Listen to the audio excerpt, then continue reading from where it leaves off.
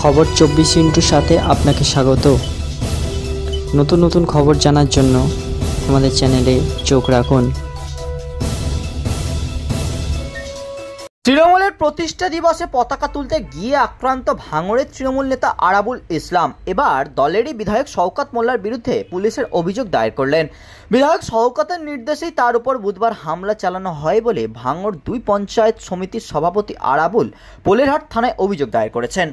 লিখিত অভিযোগপত্রে দুষ্কৃতীর তালিকায় স্থানীয় পঞ্চায়েত প্রধান শেখ সাবির আলী, পঞ্চায়েত সমিতির কর্মাধ্যক্ষ মমিনুল ইসলাম এবং বেশ কয়েকজন পঞ্চায়েত সদস্যের নাম উল্লেখ করেছেন আরাবুল। এরা সকলেই স্থানীয় তৃণমূল নেতা। অভিযোগপত্রে নিজের প্রাণহানির আশঙ্কা প্রকাশ করে আরাবুল এবং সেই প্রাণহানির আশঙ্কা প্রকাশ করে তিনি লিখেছেন, এই সময় দুষ্কৃতী যখন তখন আমার উপরে আক্রমণ করতে পারে, সেই জন্যে আমি নিরাপত্তার অভাব বোধ করছি। উল্লেখ্য, সম্প্রতি হামলার আশঙ্কা থেকেই হাইকোর্টের নিরাপত্তা চেয়ে আবেদনও করেছিলেন ভাঙড়ের প্রাক্তন বিধায়ক আরাবুল। ভাঙড় তৃণমূলের একটি সূত্র জানাচ্ছে, আরাবুলের বিরুদ্ধে দলনেত্রী মমতা বন্দ্যোপাধ্যায় এবং তৃণমূলের সর্বভারতীয় সাধারণ সম্পাদক অভিষেক বন্দ্যোপাধ্যায়ের কাছে পাল্টা অভিযোগ জানাতে চলেছেন বিধায়ক শওকত মোল্লা।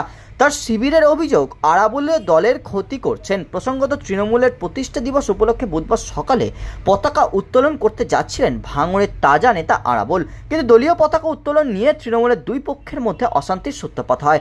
জানা যাচ্ছে, বিবাদে জড়ান আরাবুলের অনুগামীরা এবং ক্যানিং পূর্বের তৃণমূল বিধায়ক তথা ভাঙড়ের তৃণমূল পর্যবেক্ষক শওকত মোল্লার অনুগামীরা।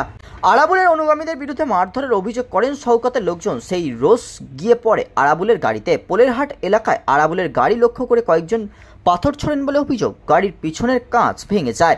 ওই ঘটনার পরে রাস্তা আটকে দুই পক্ষের মারামারি শুরু হয়। খবর পেয়ে ঘটনাস্থলে যায় পুলিশ। বেশ কিছুক্ষণ পর পরিস্থিতি নিয়ন্ত্রণে আসে।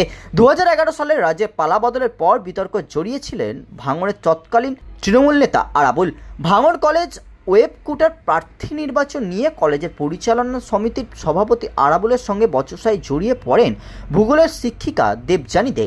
অভিযোগ, দুতরফের মধ্যে বচসা চলাকালীন আচমকায় ওই শিক্ষিকায় লক্ষ্য করে প্লাস্টিকের জগ ছুঁড়ে মেরেছিলেন আরাবুল। তবে সম্প্রতি অপরাধের মামলায় জেল খেটে জামিনে মুক্তির পর আরাবুল দলেরই অন্দরে কোণঠাসা হয়ে পড়েছেন বলে তৃণমূলের একটি সূত্রের খবর।